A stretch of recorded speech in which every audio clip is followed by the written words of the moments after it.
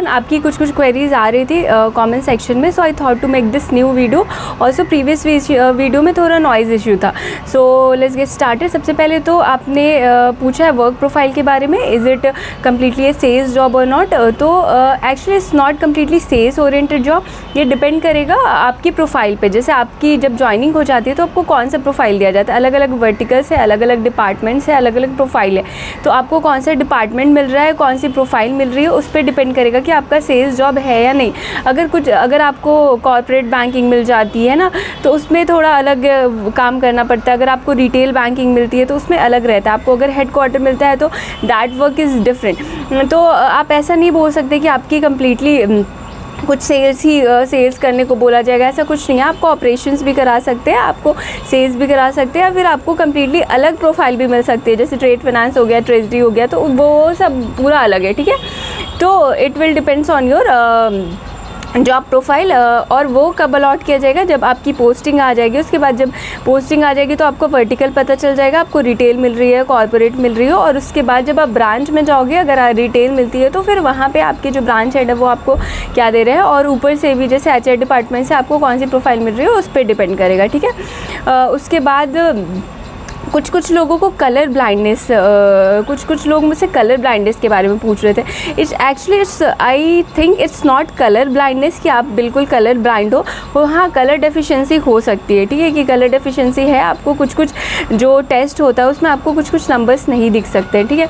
तो अगर आप पार्शियल कलर डेफिशिएंसी हो तो मेडिकल टेस्ट में जब होगा तो फिर आपका पार्शियल शो कर देगा, क्योंकि आप पूरे नंबर्स नहीं पढ़ पाओगे।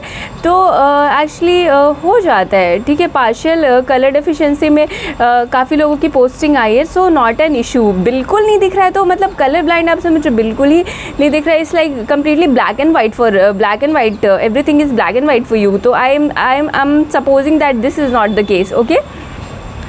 पोस्टिंग के बारे में, पोस्टिंग आपको कहीं भी मिल सकती है, ठीक है। आपकी जो इंटर्नशिप होगी और आपकी OJT होगी और आपकी जो फिर पोस्टिंग होगी, ठीक है। तो OJT में हो सकता है कि आपको होम पोस्टिंग भी मिल सकती है और हो सकता है ना भी मिले, ठीक है।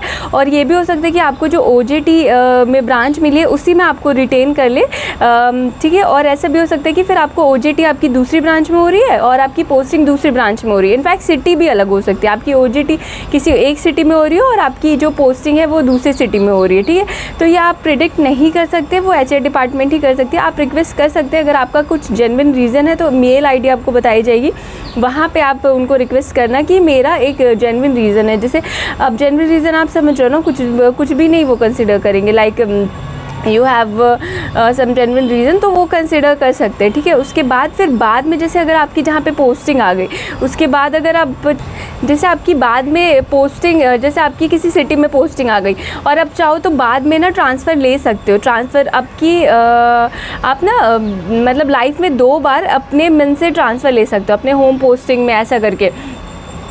तो इनिशियल टाइम पे अगर आपको कहीं और पोस्टिंग मिल भी गई तो बाद में वो कंसिडर कर सकते हैं, अगर आपकी सिटी में अगर खाली है, वैकेंट सीट है तो फिर, ठीक है। ट्रेनिंग के टाइम पे एग्ज़ाम्स होते हैं या नहीं? ट्रेनिंग के टाइम पे बिल्कुल एग्ज़ाम्स होते हैं और सेमेस्टर वाइज एग्ज़ाम्स होते हैं, ठीक है। हर मंथ एग्ज़ाम होते हैं और आपको वो क्लियर करना होता है। अगर आपने क्लियर नहीं किया फर्स्ट अटैम्प्ट में तो आपको सेकंड अटैम्प्ट मिलता है। अगर आपने सेकंड अटैम्प्ट में नहीं किया तो थर्ड अटैम्प्ट मिलता है।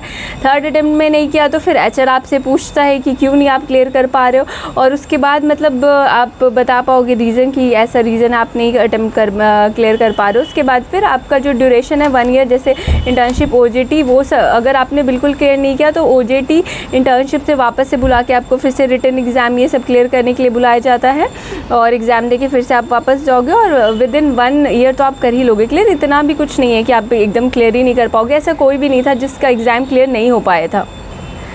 कोर्स बीच में छोड़ सकते हैं, बिल्कुल आप छोड़ सकते हैं, ठीक है। पूरी जो फ़ी है वो आपको पे नहीं करनी पड़ेगी, सेमेस्टर वाइज आपको फ़ी पेमेंट करना पड़ता है। तो अगर आपने फर्स्ट सेमेस्टर किया और उसके बाद फिर आप छोड़ रहे हो तो आपकी सिर्फ फर्स्ट सेमेस्टर की फ़ी लगेगी और कुछ नहीं, ठीक है। अगर आपने सेकेंड सेमेस्टर के बाद छोड़ा तो फिर सेकेंड सेमेस्टर की तक की फ़ी लगेगी और थर्ड वाली सेमेस्टर की फ़ी नहीं देनी पड़ेगी। तो आपको शुरू में ही सारे फ़ी पेमेंट नहीं करने होते हैं। बॉन्ड का क्या है, बॉन्ड आपको शुरू में ही जब पेपर्स बनवाने होते हैं तो बॉन्ड आपका शुरू में ही बन जाता है।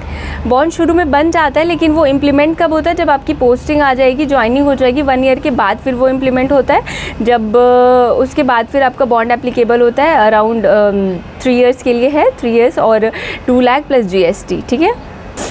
सैलरी के बारे में बात करें तो आपकी जो CTC मेंशन है उसी से आप कैलकुलेट कर सकते हो कि आपकी इन हैंड सैलरी कितनी मिलेगी। एक्चुअली मैं आपको एग्जैक्ट बता नहीं सकती क्योंकि अभी कुछ है नहीं जूनियर असिस्टेंट मैनेजर की प्रोफाइल यहाँ पे जिसकी मैं सैलरी स्लिप आपसे शेयर कर दूँ, तो वो मैं आपको एग्जैक्ट नहीं बता सकती। लेकिन और भी जो फैसिलिटीज़ होती है जो हमें मिलता है वो सब आपको मिलेगा। जैसे आपको रीइंबर्स बहुत सारी मिलेंगी, लीज अकोमोडेशन हो गया, उसके अलावा फिर आपको आप कहीं जाते हो ट्रैवल अलाउंसेस हो गया, ठीक है, और उसके अलावा आपको कन्वेंस अलाउंसेस हो गया, जितने भी अलाउंसेस है वो सब आपको मिलेगा, फूड का मिल गया है ना, वो सब मिलेगा आपको। और इन हैंड वो कितना बनेगा वो मैं एक्चुअली आपको सैलरी स्लिप नहीं बता सकती, there is no any post right now of junior assistant manager, okay.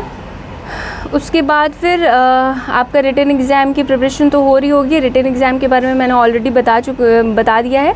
और बस कंप्यूटर को लेके लोगों को कन्फ्यूजन हो रही थी, तो कंप्यूटर मैंने फर्स्ट वीडियो में आपको बोला था कि आप मत करो, क्योंकि एक दो कुछ क्वेश्चंस आए थे हमारे टाइम में रीजनिंग सेक्शन में, ठीक है।